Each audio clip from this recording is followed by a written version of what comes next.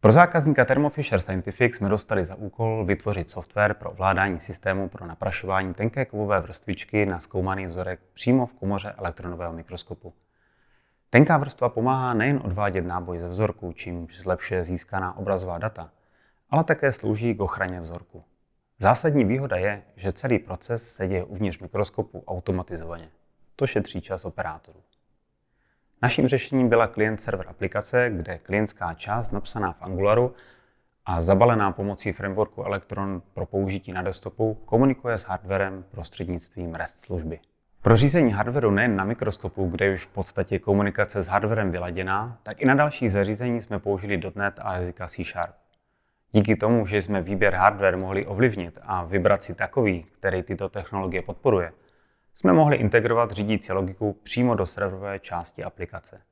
Celý vývoj byl podpořen systémem GitLab pro automatické buildování, testování a sledování chyb, takže rychlé vydávání nových verzí nebyl problém.